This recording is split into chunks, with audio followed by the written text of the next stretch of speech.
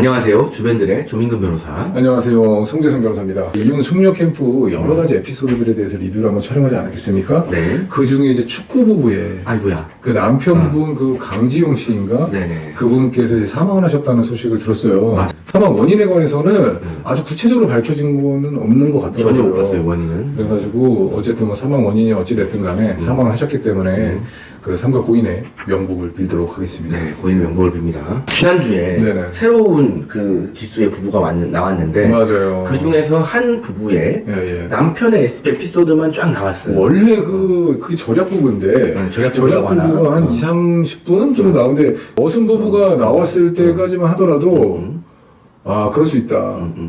조금 이제 관계가 안 좋고, 싸우고, 화나고, 사랑과 전쟁 보는 듯한 느낌이었는데, 무슨 부부가? 절약 부부 보면서, 와, 이거는 진짜 레알 범죄구나. 뭐 이런 생각이 들었어요. 어땠어요?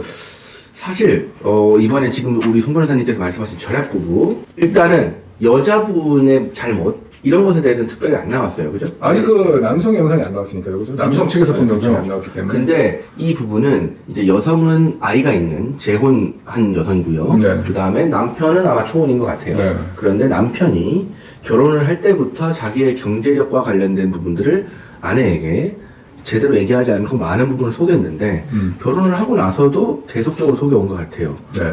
뭐 정상적으로 얘기하는 것 같다가 아내가 이제 남편이 문제가 있으니까 아내가 쿡 찌르면 급발진을 해. 으악! 이렇게.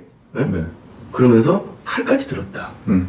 이런 얘기가 나왔는데 VCR에 보면 이제 그때는 촬영을 한다 하고 해서 촬영을 하잖아요. 근데 그런 과정에서도 아주 자연스럽게 급발진하는 모습이 나오는 걸 보면 사실은 원래부터 평상시 결혼 생활에서 굉장히 그런 일을 많이 겪었던 것 같다라고 추정이 되고 실제로 아내분도 그렇게 얘기를 하고 있죠. 일단은 그 속인 게 그냥 뭐 경제력에 대해서 속였다. 그러면 나는 돈이 많은 척했는데 돈이 적다. 이런 문제인 줄 알잖아요. 그건 아니에요. 대출 채무가 사채비까지 존재했음에도 맞아요. 불구하고 그런 게 없는 척 속였다는 거잖아요. 그렇기 맞아요. 때문에 본인의 경제력을 과시했던 게 아니라 대출 채무가 없는 줄 알고 이제 뭐 결혼을 하고 그랬었던 것 같은데 보니까 사채비까지 있더라.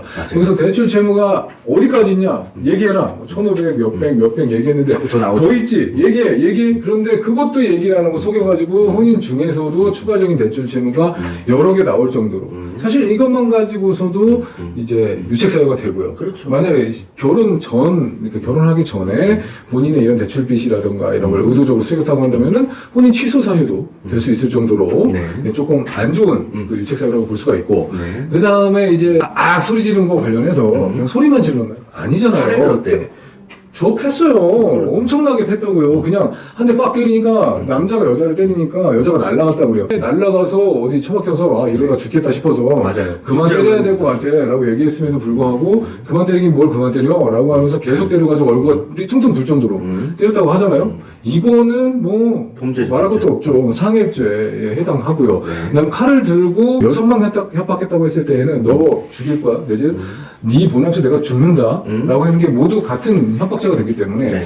그 위험한 물건을 들고 협박했을 때는 특수협박죄. 제가 알기로는 아마 7년 이하의 징역일 텐데 아마 일반 협박이 5년 이하인가 그러고 그러면 7년 이하의 징역형까지 처벌받을 수 있는 범죄고요. 거기다가 플러스 아이가 있는 상황에서도 칼 들고 협박했다고요. 아동학대죄. 그뭐 아동학대죄가 성립을 해요. 심지어 이 부부는 이혼 숙녀 캠프에 신청한 게 아내가 아니라 남편이에요. 그러니까요. 네. 그 왜 신청한 경위도 알고 있죠. 그 남편이 혼자서 막 아내를 막 때리고 그렇게 하는 과정에서 도저히 안 되겠다. 내가 신청했다. 이렇게 하면서 일방적으로 통보하고 신청을 한. 이혼 숙녀 캠프가 무슨 뭐 수사기관인 줄 아는 것 같더라고요. 그렇죠. 이게 약간 이렇게 말씀드리면 좀 그렇겠지만 남편분께서 아직은 그 한 가정을 이루기에는 조금 성숙하지 못하신 그런 느낌이 들었어요. 그래서 약간 정신적으로 뭐 검사를 해보니까 수사기관을 신고한 후에 처벌을 원합니다라고 하니까 뭐 정신 상담이라던가 정신병원에서의 측정 이런 걸 이제 뭐 명했나봐요. 권고했나봐요. 그래서 측정을 해보니까 뭐 지능이 낮은지도 측정을 해봤는데 지능이 낮은 건 아닌데 ADHD인가? 그게 심해가지고 조금 이제 인지 좀 부조화가 발생한다라고 뭐 하는 것 같더라고요. 실제로 처음 나왔던 장면이 아내분이 뭘 시키는데 딴 걸 해. 딴 장소로 가. 그러니까. 뭐 이런 게 있었고. 그러니까 쉽게 말해서 남의 얘기를 좀 경청하지 못하는 스타일이기도 한 것 같았어요. 네. 너무나 명백한 범죄가 성립하는 부분들이 많아서 그렇죠. 이게 이혼 숙녀 캠프에서 다룰 주제가 아닌 것 같아요. 그러니까 실제로 예. 그 서장훈 씨도 보면서 엄청나게 우려를 하고 그럼요. 여성에게 뭐 지금 뭐 그렇게 살 게 아니다. 그렇죠. 뭐 이혼을 해야 되는 거 아니냐라는 취지로 얘기를 하고 남성에게는 굉장히 이제 단호한 모습을 보였던 것 같아요. 이게 서장훈 씨가 이혼승격 캠프를 하면 조금 그래도 이제 저 너무한 거 아니야 라고 하다가 좀 웃고 실소하고 이런 포인트가 좀 있거든요. 근데 이 영상에서는 하나도 그런 게 없었어요. 진짜 시종일관 정말 서장훈 씨 좀 화가 나 있는 그런 모습이었습니다.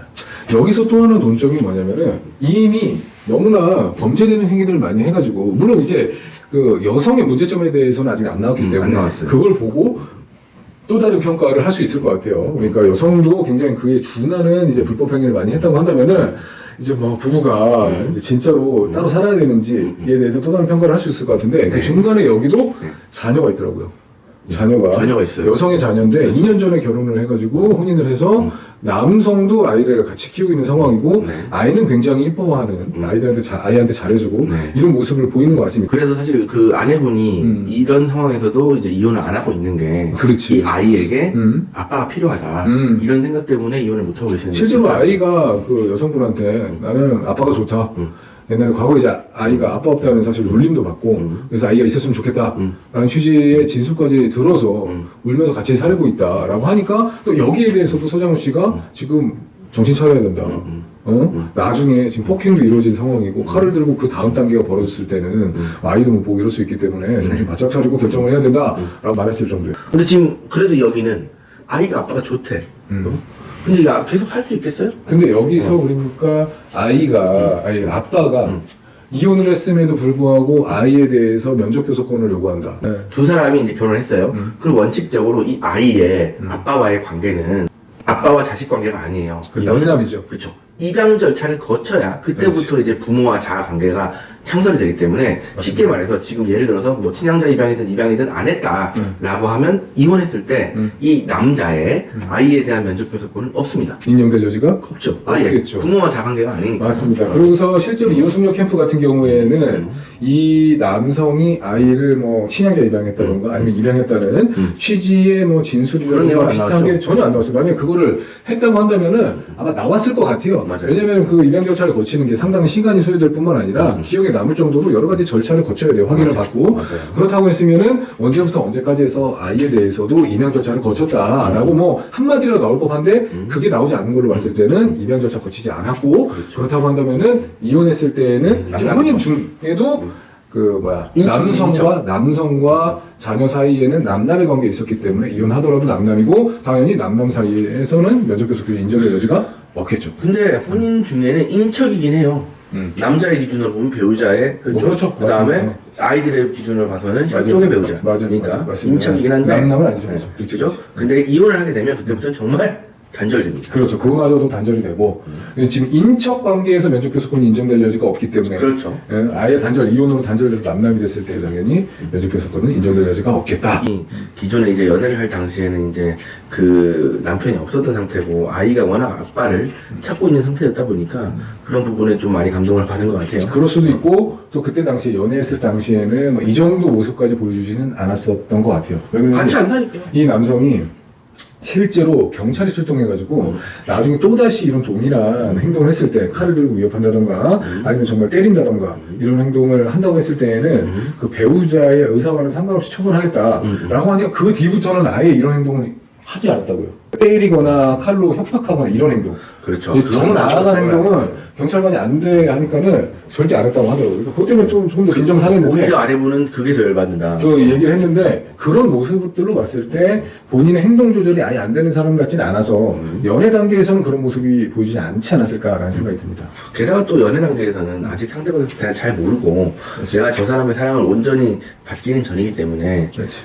노력도 많이 하겠죠. 근데 이제 또 결혼하고 나면 이제 좀 이렇게 마음 편하게 그렇게 하는 경우도 있다 보니까 이제 이런 경우가 생기는 것 같은데 사실 이 부부 같은 경우에 첫날 그 VCR밖에 못 봤지만 이거는 이혼승격 캠프를 나올 게 아니라 재판상 이혼으로 가야 되는 게 아닌가. 그러니까요. 이거 관련해가지고 혹시라도 부부 사이에 이런 문제가 있었을 때 어떻게 조치해야 되냐라는 뭐 질문이 많이 있을 거라고 생각이 들어요. 그럴 때는 뭐 법원에 적금금지 명령 신청도 하고 그 형사 사건, 그러니까 수사기관 경찰에 형사 고소를 함과 동시에 뭐 워치라고 해가지고 본인 보호를 할 수 있는 워치도 받을 수 있고요.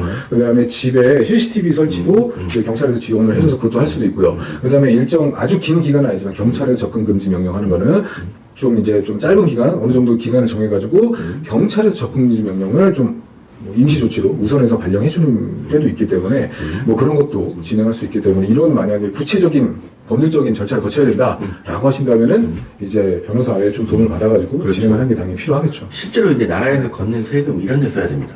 그러니까 그죠. 쓰고 있긴 하더라고요. 저희도 진행하는 사건들이 몇 건 있어가지고 네. 여러분들께 말씀을 드리는 거고 네. 그렇습니다. 네. 그러면은 한번 다음 영상에 여성의 유책 사유가 얼마나 큰지 보고 또 아직 남성의 유책 사유 관련한 VCR이 끝난 게 아니잖아요. 그렇죠. 더 있겠죠. 더 있을 수도 있겠죠. 그러니까 꼭 보고 한번 영상 더 올릴 테니까는 관련해가지고 뭐 꼭 이런 상황이 아니더라도 이럴 때는 어떻게 해야 돼요? 라고 질문 주시면은 우리 조민근 변호사님께서 꼼꼼하게 댓글 달아주실 네, 테니까 제가 달겠습니다. 네.